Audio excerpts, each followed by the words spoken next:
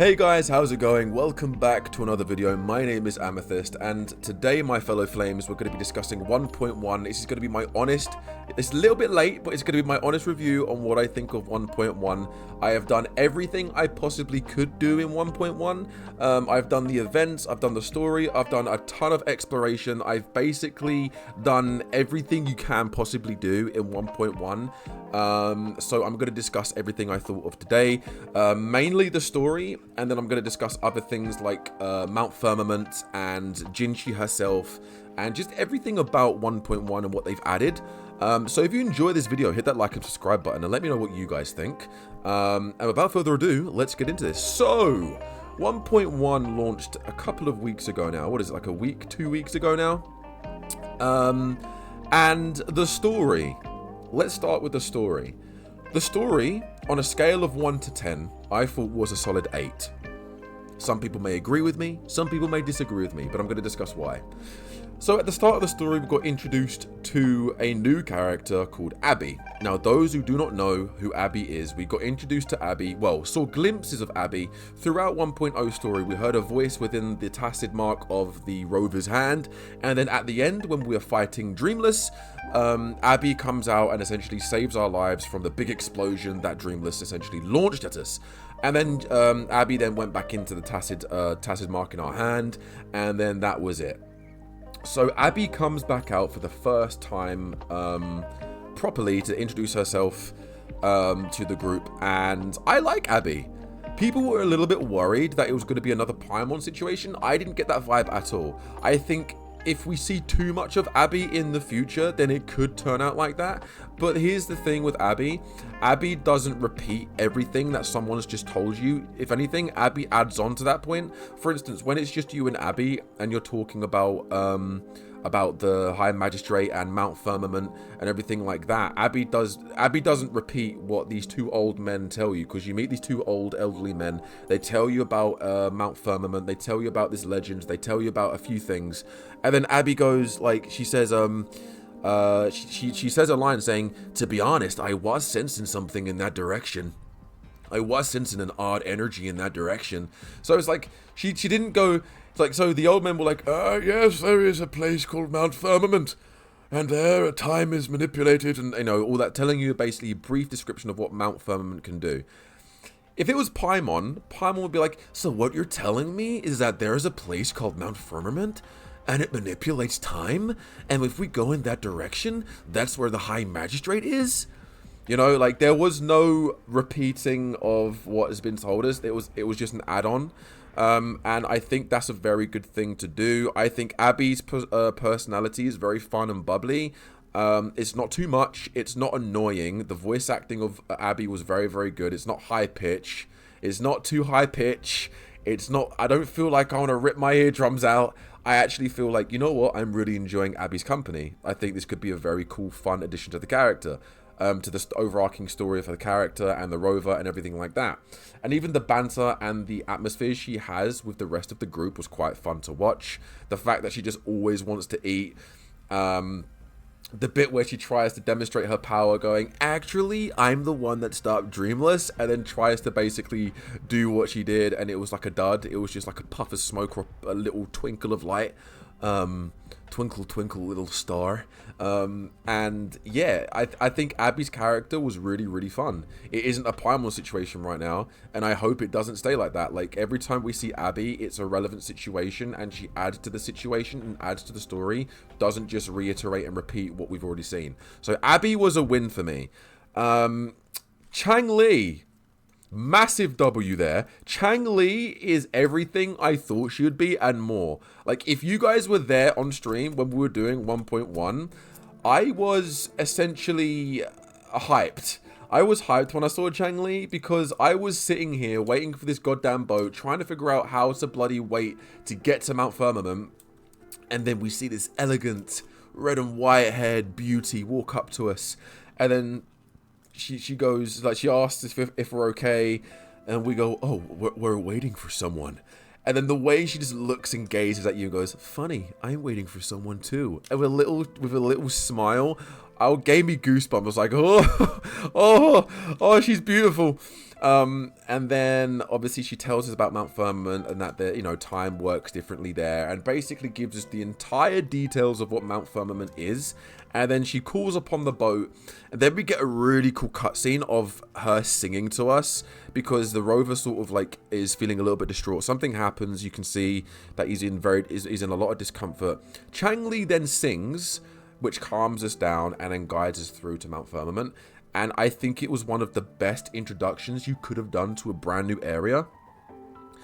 That whole cutscene, it actually felt like we were going to a distant brand new land, not an extension of where we've already been, like somewhere completely different with new, and it was a great introduction to that.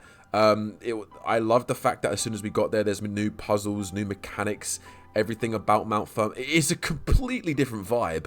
Completely different vibe. The whole of Mount Firmament is sheeted over with ice. A mass sheet of ice has swept over the place, like, and it's trapped in like a temporal locked prison. And you find out why that is in the future. I'm not going to go into too deep of spoilers. Maybe I will, I don't know. But you find out why it's quantum locked. And then as time goes on, even Changli is like very like concerned. It's like, why is Mount Firmament like this? Mount Firmament is not meant to be like this. Like, this is exactly the opposite of what it's meant to be. Then you find this resistance. You find the Scar's group is there, and you got to fight for a bunch of those guys, and you need to get to this resistance where like the villagers and a bunch of freedom fighters and people that essentially lived in the town of Mount Firmament reside and are hiding. And then you find out Jinhsi was there, and she is going there to essentially find Jue, because obviously in 1.1 we got given the heads up that Jue had a vision that Jue and Jinhsi were going to be into an epic battle, and there was going to be a battle between them, and it may have been a battle to the death apparently. So that is essentially, we're hunting down, or tracking down Jinhsi to make sure she doesn't do anything stupid. We eventually find Jinhsi, and then we get a really awesome cutscene of what Changli can do.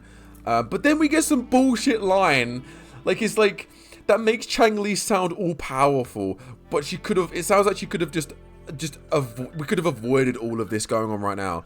Like, she was like my job is the Wayfinder, and my job is to guide and assist, but not intervene, because I can't intervene. And you know what it reminded me of? Those who watch Dragon Ball Super, those who know who Whis is an angel, and Whis is a teacher and a guider of the god of destruction, Beerus.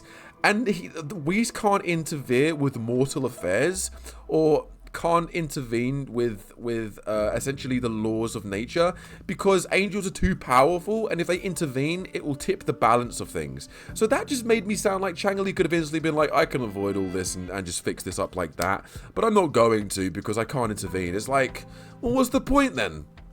What's the point? You could have avoided all of this, but at the same time, it's like, okay, like, I understand why it's moving the goalpost. Like, there's something we have to overcome as the main character, so we can't have someone that powerful intervene, because it will just defeat the purpose of it, you know. So we find Jue. Jue's locked in a prison, and then we find out that that Scar's group essentially tricked Jue into going into her cage. So Jue, as a guardian, is immortal, but she can't be immortal forever. So whenever Jue comes out of this sort of like temporal hyperbolic chamber thing that she has, she drains her life force when she does her work. So when she comes out to save humanity or to do something heroic, she drains life force, and eventually she needs to go back into hiding and go back to this hyperbolic chamber to essentially regenerate her power, because she can't stay out of that for too long, because the amount of power she's outputting is going to put a strain on the body. So then she goes back into this chamber to regenerate, and then comes back out later on if there's ever a crisis. Scar's group tricked Jue and essentially tampered with the cage, tampered with Jue's home chamber. So now when Jue went into the chamber, it's poisoned Jue, and it sent things into disarray, and essentially switch things into a sense of overload to the point where Jue is poisoned and Jue can't exactly do her job properly, and Jue is essentially dying, and we don't know why that is. So Jue, you okay? And Jue is essentially dying, and we need to figure out why. And how, if we can save her. And Jue essentially says, I'm dying, there's nothing wrong, there's nothing else we can do. And because I'm dying, I can no longer keep perfect balance in Solaris. So the only way I can save Solaris is to permanently quantum lock the entire world in an instant point in time. So essentially, she's going to freeze the entire world in a single quantum lock point of time until eventually someone can figure out how to undo it without causing mass destruction to the universe, essentially, to Solaris. So our job is to essentially find a way to fix this. And then Jinhsi finds a way, and Jue and Jinhsi sort of argue and clash and butt heads. Because Jinxi's like, I know what to do. If we go into an immense battle and we essentially clash our abilities together in an ultimate battle, I will be able to obtain the power and get a second reawakening. So those who don't know, resonators, when they get their resonance abilities, it causes an awakening which gives them their sense of power. So no one's born a resonator. Someone becomes a resonator through something called an awakening. Jinhsi is able to go through a reawakening, a second reawakening, to essentially obtain this power to potentially save Solaris 3. And Jue's like, preposterous. That won't work. You're absolutely out of your mind if you think that's going to work. And Jinhsi's like, no, I'll prove it to you. I promise you now it'll work. And Jue's not having any of it. And then the only way Jue agrees to it is if us, the rover, basically order Jue to do it. And the reason why, well, I'm not giving that away. But essentially, there's something special with the rover that essentially enables us to command Jue to do something, to agree to these terms. So Jue agrees to the battle with Jinhsi. And then Jue flies off to the top of the mountain, and there's a really cool cutscene of us climbing the mountain and trying to get to the top so we can challenge Jue to a battle to essentially potentially reawaken Jinxi's resonance ability, giving her a lot more power to stop whatever's going on and help Jue and stop the quantum lock from happening to Solaris 3. We defeat Jue, everything goes back to normal, really cool cutscene. You can ask Jue stuff about your memories, because obviously Rover's memories are lost. You find out a lot more about the Rover and who he was in his past life, which is something that Genshin has never ever done. For many updates now, there's been no progression, but then you have Wuthering Waves within the first patch. He's like, oh, I can tell you so much information about yourself. You're going to know so much from this. Ask me any question, and you actually find out a lot more to do with the Rover, which is satisfying to me, because I've wanted something like that for a long time. A game where the MC actually progresses. It's actually progression with the MC, rather than just, you know, just filler, no progression about the main character, because then that just gives a boring main character. And luckily, Rover at the moment isn't boring in the slightest. And I hope Rover continues to be interesting and continues to unravel more about the Rover's past. But the story, I'll give a solid 8 to 9 out of 10. I love the story. It wasn't too long. It was about 3 to 3.5 hours long. It didn't drag. There was no filler. It was very, very nice. And if all of the update stories are like that, all for it, Kuro. Keep doing what you're doing. Well, round of applause. Well done. The Mount Firmament itself, an amazing place to explore. The music is amazing. The new echoes you obtain are really, really cool. Like, the new puzzles are really, really fun. Certain puzzles are kind of tedious, but others are like really, really fun. The fact that Wawa gives us an MC that is worth building and fighting with is already enough than what Genshin gave us Lamau. Hi, by the way. Hey, how's it going? Welcome to the stream. It's been a while. Hope you're doing well. Good to have you here. But I completely agree with what you're saying. But Mount Firmament is such a great place to explore. Like the Clangbang, is it Clangbang? The Clangbang puzzles are really, really fun. The Quantum Lock puzzles are really fun, where you have to move the dial to move forward time or move back in time to create a pathway or create an opening. Really, really cool. The one thing I will say that I absolutely despise in Mount Firmament is the bloody Light Crusher, because that boss is stupid. I'm not even going to go into detail of why it's stupid. I could nuke that thing with my Jinhsi. I'm choosing not to, and I'm going to complete the challenge where I defeat it with just a Yuan Wu. But that is a difficult boss, and I didn't think I would ever rage in this game, and that made me rage quit. That actually made me rage quit. And it pissed me off. But I'm going to do it, and there's gonna be a follow-up video to that, so stay tuned to that.